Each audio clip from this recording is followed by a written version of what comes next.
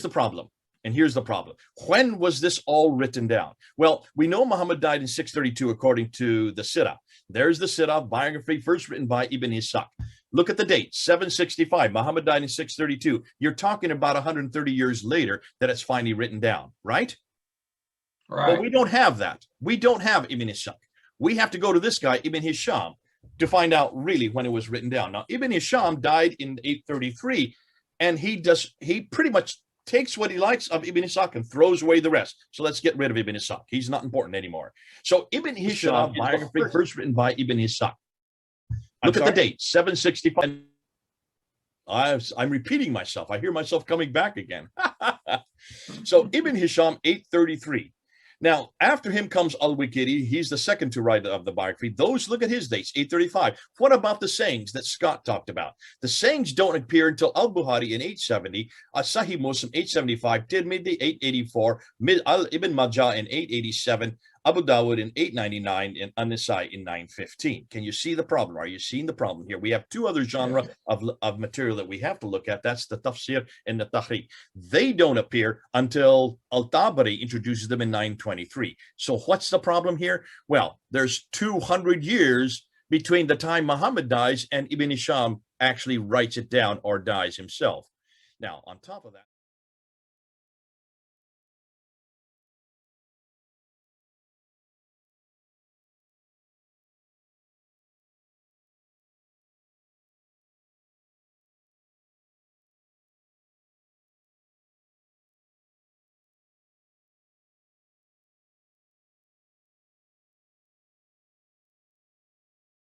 I want just people to look at this. What we're telling you is this, according to the standard Islamic narrative.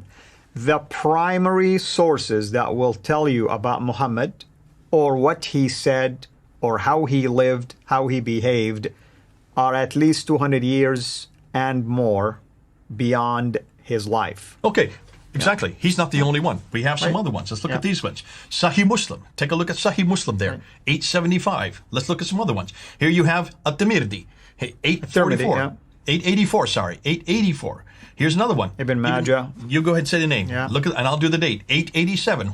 Abu Dawud. 899. Right. An-Nisa'i.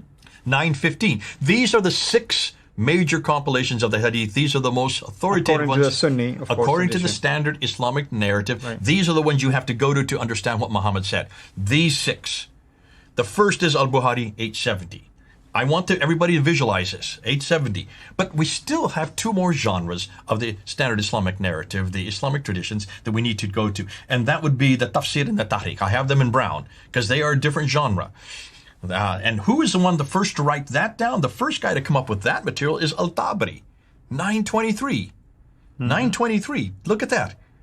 Everything that you hear about the tafsir, like Badawi, Zamakhshari, Suyuti, and all these others, they come after 923. And the Tahriq, the histories, they come after 923. He is the first to write this down.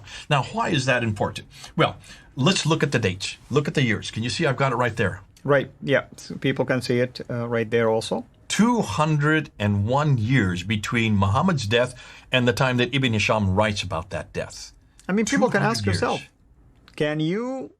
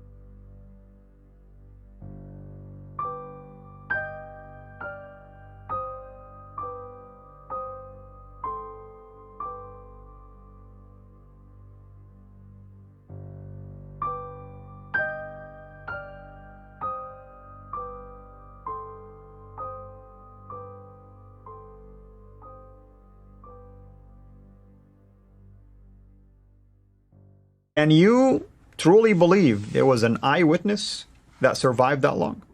So before we even do that, we need to talk about where this was introduced. Now, we already talked about the 201 years that are up there. Right. What's the first time we hear Muhammad's name introduced? Well, this is the guy that we need to go to. We've said this many times. You have done it before, and his name is Abdul Malik. Abdul Malik, the caliph between 685 and 705, is the first one to introduce his name. He introduces it on the coins, he introduces it on the Dome of the Rock, and he introduced it on the caliphal protocols. Right. The coins and the protocols are all being created there in Medina. Of course, the Dome of the Rock is in Jerusalem. So it's been introduced in 692. If in 692, take a look at the timeline again, and you see that's 141 years after Abdul Malik even introduces the name that finally we hear about who he is and what he did, right? Right. But Abdul Malik, we don't have anything written from Abdul Malik's age. We need to go back and find out who is the one that actually introduces the narrative about him. And the people who introduce the narrative about him are the Abbasids.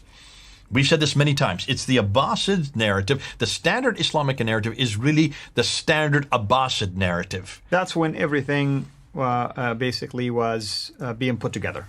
That's when it all is put together, and that's their narrative. They've had 84 years before they finally get it written down. They come into power in 749. It's not till 833 that they finally get his biography down. It's not till the 870, that is 120 years later, that they finally get his sayings. 70 years and, 80 years and 120 years? What does that tell you? What's going on here? Everything is late, like you said. And why is it so late?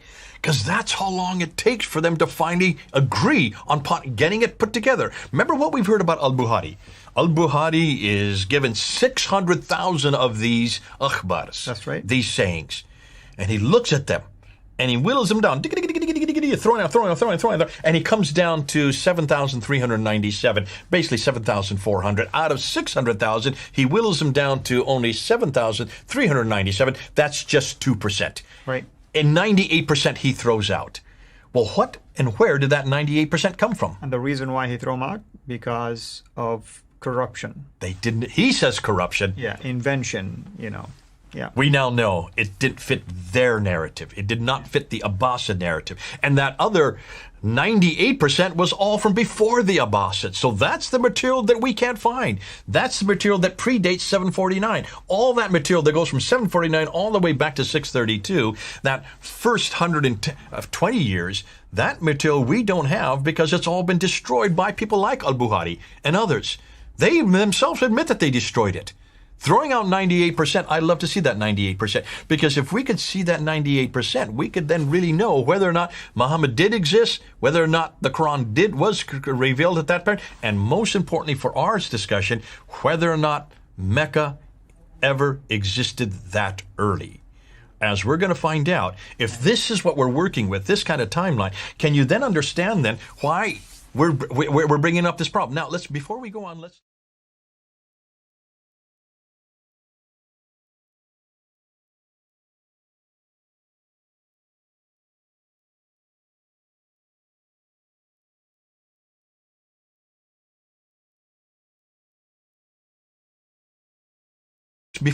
let's look, and I want to go back to the screen again. I want to show you this map.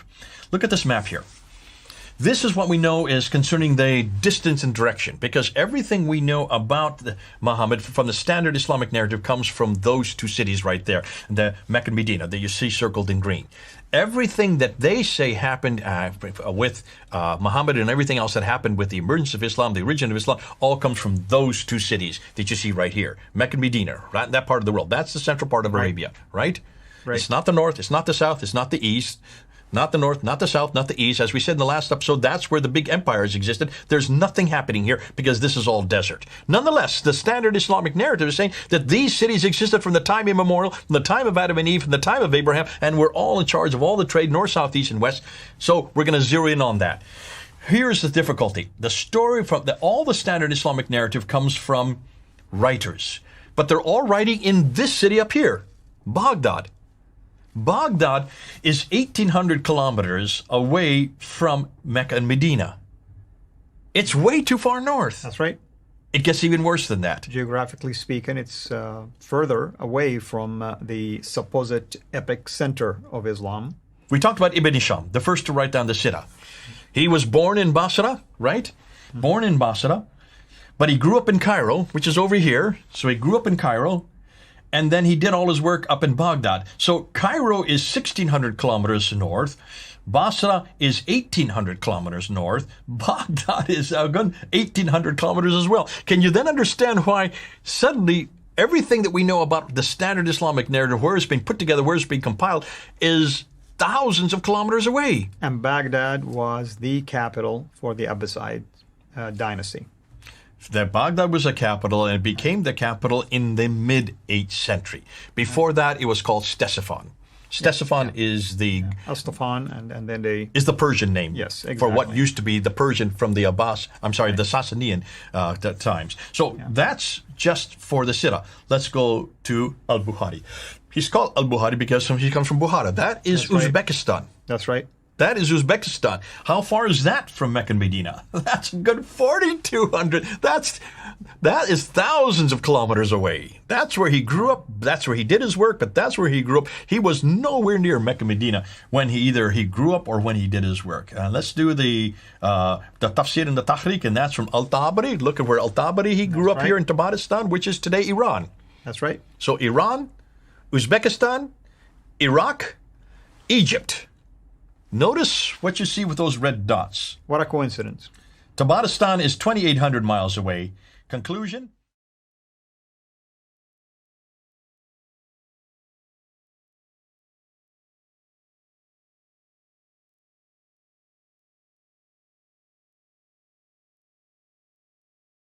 Conclusion? None of the traditional writers lived or worked in Mecca or Medina. They were too far to the north of Mecca and came from the west and east of Baghdad.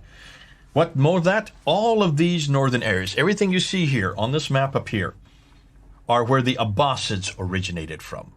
let's do one other thing. I want to look at this problem with this northern hegemony. So let's look at the next map. This northern hegemony, when you look at the Islamic traditions, so the Islamic traditions say it all happened in the Hijaz, yet all the writers of the traditions work in Baghdad. You can see that, and they come from, they work in Baghdad, though they come from these other cities. So I'm putting them up on the map there. You can see visually. Note all of these northern areas are where the Abbasids originated from, where all the red circles are. That's where they originated from. On top of that, all the writers of the traditions, let's come down underneath here. Look where the writers are. There's Ibn Hisham, there's Al-Bukhari, there's At Tabari. They're hundreds of miles away and hundreds of miles, I'm saying hundreds of years away for the writers. Which is even more damaging. There you go. Yeah. And hundreds of miles too far to the north. So that when we always say too far north and too far distant, or too far north and too late and too far, this is what we're talking about. That's too late down here, and that's too far up there. It's too late because Muhammad was born way back there, and it's too far north because Muhammad was not born, or Muhammad supposedly was born here when everything we know about him is way up here. So, conclusion, they all wrote their material hundreds of miles too far away and hundreds of years too late. There's the timeline. Right. There's the map. The two together. So we're concluding with all these things. Hold on a minute. People say, well, hold on.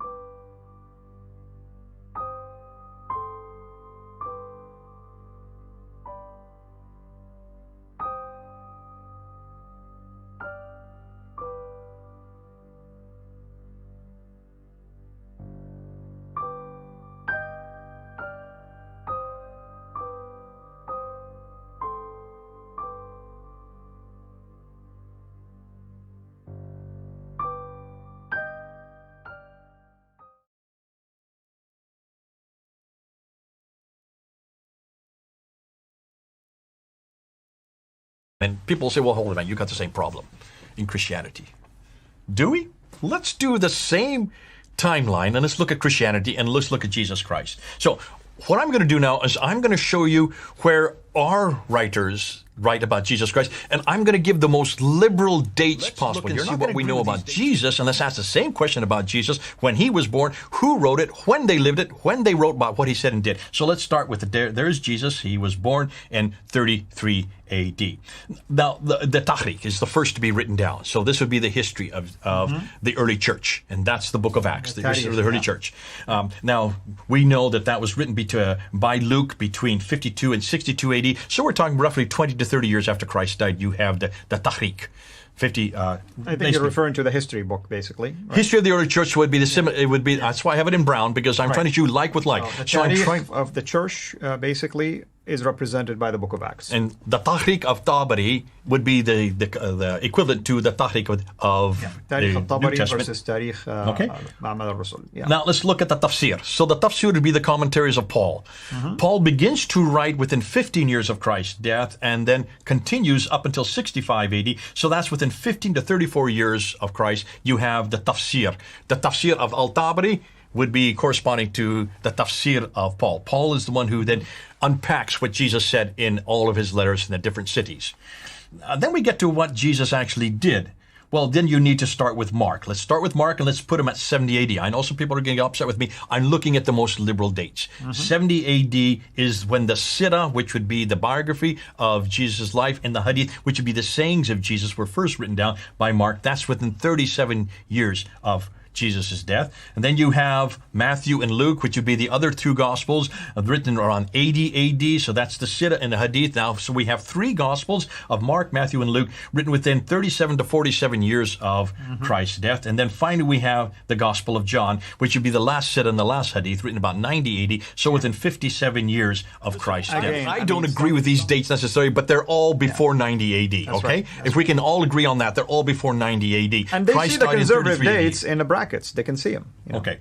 So within 29 to 57 years of Christ's death, we get the entire New Testament written down. All right, within 30 to 60 years, let's just say roughly 30 to 60 years, we get the entire New Testament written down.